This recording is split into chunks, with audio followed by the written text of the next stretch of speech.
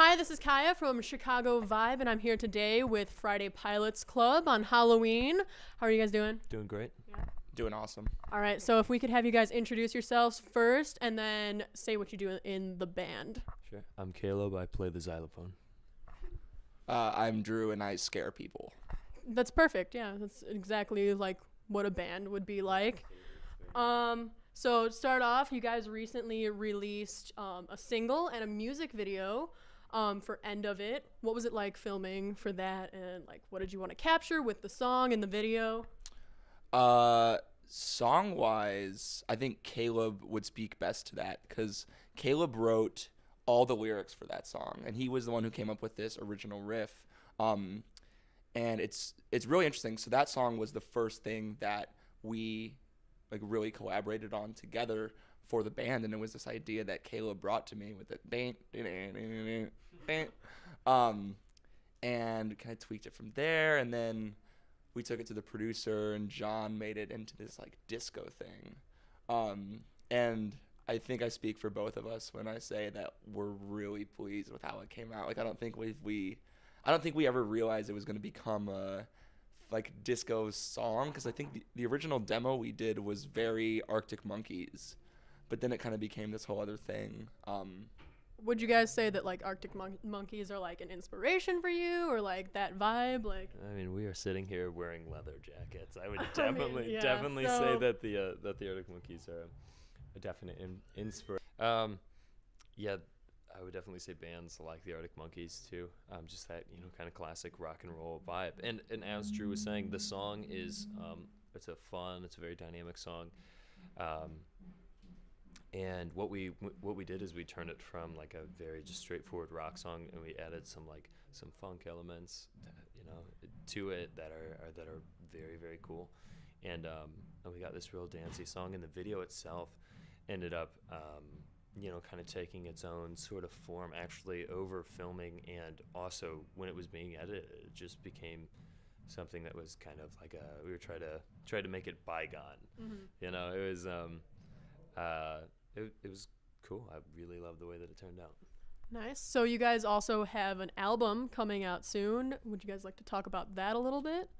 That's kind of up in the air. We have a lot of different things right now. We're really focusing on releasing singles. We just released the End of It single on iTunes and Spotify, and then we're looking at the next few songs that we're going to be releasing as music videos and singles, and kind of letting whatever record is coming up form in the process while we're kind of putting those out for people to enjoy. So hopefully we'll know more about that soon and be able to talk more in depth about release dates and all that stuff. Do you guys know titles of these upcoming singles yet? Yes. Yeah. We do. Yeah. Well, Can Chicago Vibe get like a little like? Yeah, we can tell you the names of the songs. All right. Yeah, so we actually have, 10 songs or 9 songs recorded? 9 songs recorded right now. So we just released End of It. Mm-hmm. Soon we're going to release a song called Would You Mind, and a song called Golden Bones. Mm-hmm. Gold and Bones. Sounds like Golden Bones, but Gold and Bones. And then we also have the other songs, which, will hopefully be released down the line. We can't, like Caleb said, speak to a timeline, but there's Glory, Need You to Stay, The One You Love, Kink in the Chain. What am I forgetting? Ghost in Your Home. Ghost in Your Home. Yeah, and we're also we're working right now on music videos for both Would You Mind and for Golden Bones, and we actually just put up a Kickstarter campaign for Golden Bones. We're doing it with this producer named John Levert, and we're really excited about it. It's going to be like a pretty big production, probably the first of its kind that we've ever done. Even End of It was on the smaller side of things as far as production went, but we've been planning this far out. So yeah, I don't know. We're really excited. Is like the album as a whole gonna have kind of like that same like dancey vibe to what End of It had, or are we looking at like other like kind of merging into other genres, or what? It's a very, very wide range of sounds. There's always that Friday Pilots Club kind of element to it, like the darker kind of vibe that is still pretty fun. You know, I don't know. I think the best way to say that, I hate this word, but sexy, like that, like kind of like sexy vibe that has started to appear in like the last EP that we did, and then in the single, there's a lot of that on the album, but it's very fun. There are some very deep songs and there are some very fun songs. So would you say that there's like something for everybody on this album, or yeah? There's so much music. Like it's like really crazy.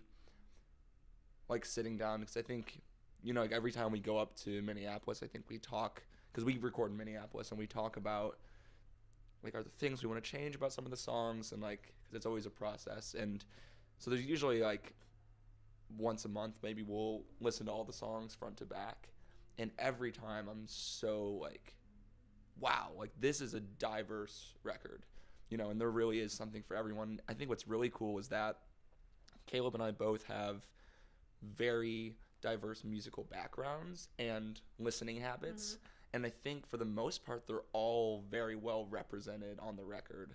Like I'm a metalhead, and I think there are moments on the record that are like heavier, you know, and yeah. Which song? Oh, which song? It's called Glory. All right, I'll be looking out for that one. It's very dark, but then, you know, like both of us love just genuine like straight up pop music. And I think there's a lot of that in the songs too. And, you know, both of us love blues rock, and there's that. And then even old Friday Pilots Club, you know, which is like an undeniable influence. And I think obviously Caleb's writing, but, you know, mine as well, being someone who came into the band at a later date, and trying to figure out how to fit my voice into the old songs. There's this kind of new thing that was created.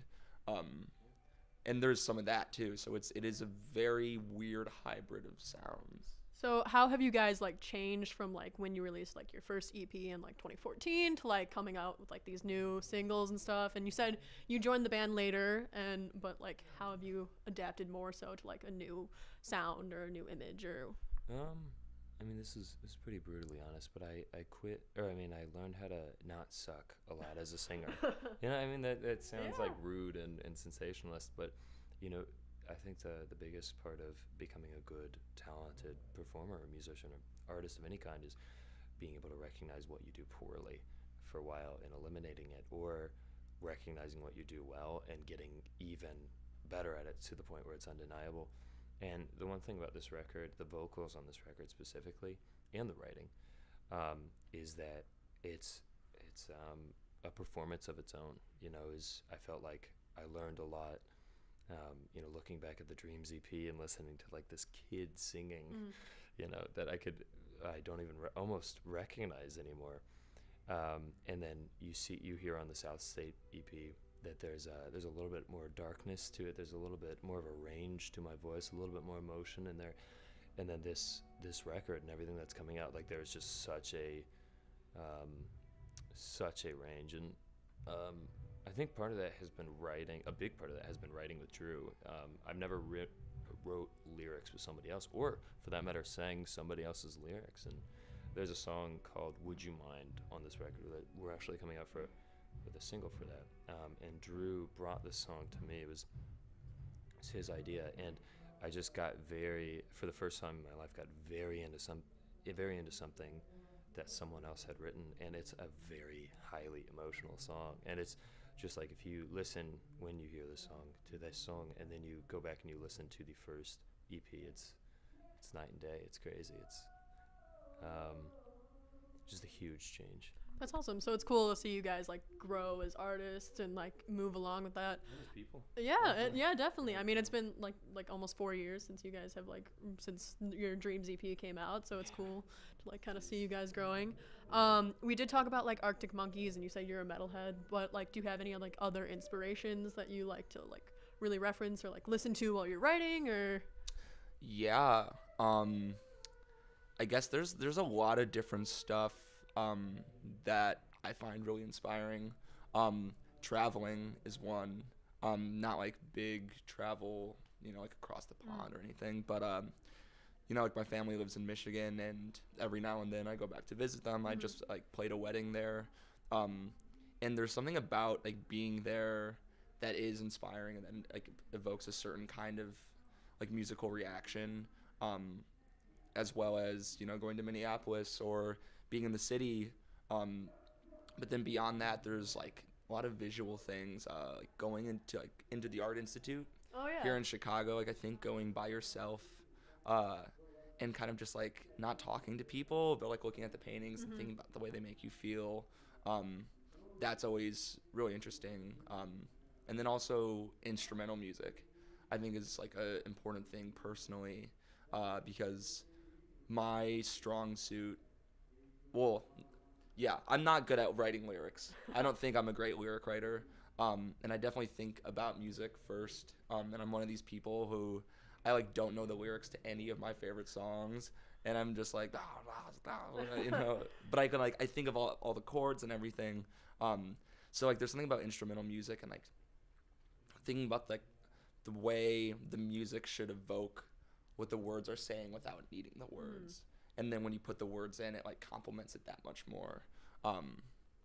Yeah. So would you say that you're more of like the music guy and you're more of like the lyrics guy, or is it like equally shared? Or Definitely. Yeah, I mean Drew has an incredible talent for writing music, for writing melodies, and I think that in some ways I'm more of the narrative person. We have ideas that we write, but it's hard because when you're writing music, you want to write something that's reachable. You want to tell a story about your life that other people are going to, that they're going to get, and it's going to be able to affect them in some way. But you don't want to do it in a normal way. You don't want it to be cheesy. You don't want to go rhyme it with lit. You don't want to do stuff like that. And I think that I have a good grasp for that. A lot of the music that I write or that I listen to, which was your previous question, is very much focused on that. They don't go for the low-hanging fruit with lyrics or with narratives, but they do so musically. A lot of it is like fundamental blues riffs or 3-4 chord songs, and I like that. I love that kind of style. I think it's very like smoky and dark and sexy stuff, and it portrays a great story, no matter what you're talking about. And I focus on that a lot with our writing, and it's good to bring that to somebody like Drew, who also writes lyrics as well, and we can sit down and we can work through stuff and give it this like unique kind of vibe, and then have Drew come in melodically and be able to sit down and musically make big things happen. Like there's the song that we were talking about, Golden Bones, that's coming out, has a very like poppy kind of vibe at first. It's a very rocky song, but it's just incredible instrumentation. Like when you go and you listen to that, and that is Drew. And then it's just interesting the way that we mesh, because there are some days that like Drew's influence is hugely important, and that mine is kind of barely there. And there are some times when we sit down with a song where my influence lyrically, even just like small tweaks, is huge, right? And I think that's something that works really well. They say two people get more done working together, and that that's just clearly evident with what we've done with this record that's coming out. So. That's awesome. So it is Halloween. Yes. So I have a couple of like quick Halloween questions, themed questions. So what is your favorite Halloween costume that you've ever done? Oh, give me a sec. All right. This is pretty basic. Do you have one? Yeah, this is pretty basic, but I was Waldo, and I was actually a really good Waldo. I could see you as a good Waldo, yeah. Tall, skinny, wears glasses, has a long face, or wore glasses at the time, or has a very skinny face. It was like spot on. Yeah, I could see that. That'd be a really good one for you.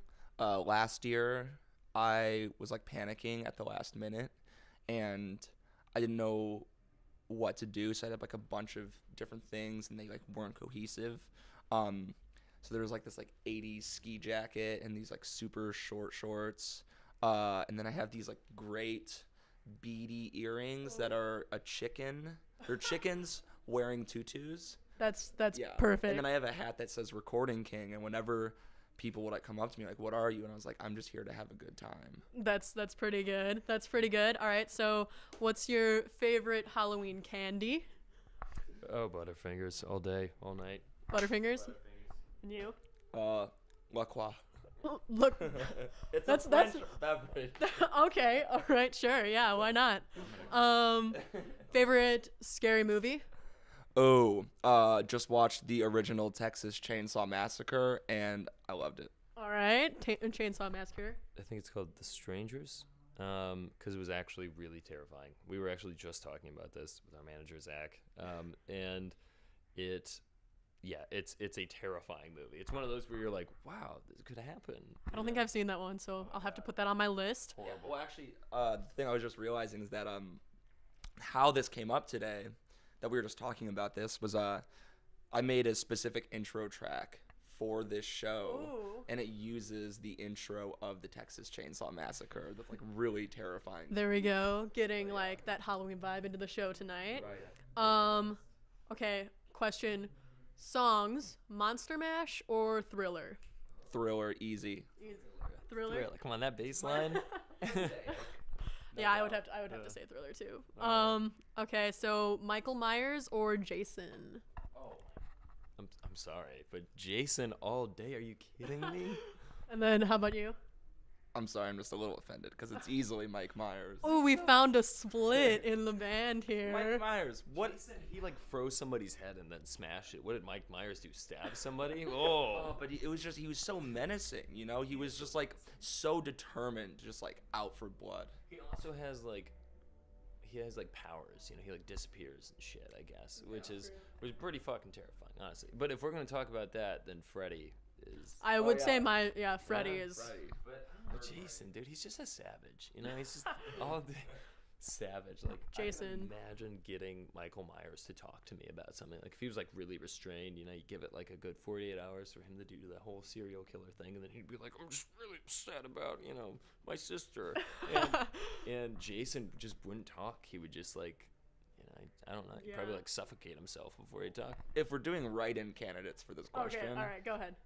once again, I'm just gonna have to say Leatherface. Like Okay. so spooky. Yeah. Like easily the spookiest, most terrifying, and we were just talking about like based in fact, like with Ed Gein and everything. Yeah. So it's horrifying. Yeah, there's definitely some that are like really creepy just because you're like, this could be Oh yeah. a thing. Oh god. Oh, absolutely. All right, are you sweet or sour for candy? Oh man, sour unless I've had a dairy product that day, because you know it just like really doesn't work with your tongue. You know, if you like drank a glass of milk, like even if it was in the morning and you have like Sour Patch Kids and it just tastes like ass. No, Even- that's a real thing. I have never heard that. You Just can't like eat one dairy pineapples and have milk, and it's just it doesn't work. It doesn't taste good. And then so you? Sweet. I would say sweet too. Hands down. Yeah, I have definitely. My whole bag of sweet. You won't find a single piece of sour candy in the bunch. Yeah, see, I'm more of a chocolate type of gal. All right, so would you rather carve pumpkins or go to a haunted house? Oh, excuse me. Haunted house, all day. Haunted house? All day. Ooh, you know, I might go carving pumpkins because then you get to have like the pumpkin seeds Ooh, afterwards. roasted pumpkin seeds. Put some salt on them. Yeah. Those are so good. All right, and then last one, trick or treat? Treat? Treat. Treat?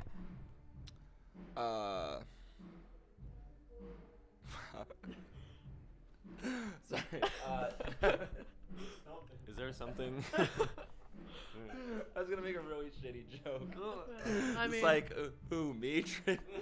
I like to say, I like to think I'm a treat, but I was, that's That was. that's really I like to bad. think I'm a treat. That's really bad. All right. Well, I'm Kaiya here with Chicago Vibe and Friday Pilots Club signing off. Thank you guys for joining us here. Thank you. This will be awesome. I'm excited to see the show. All right. See you later.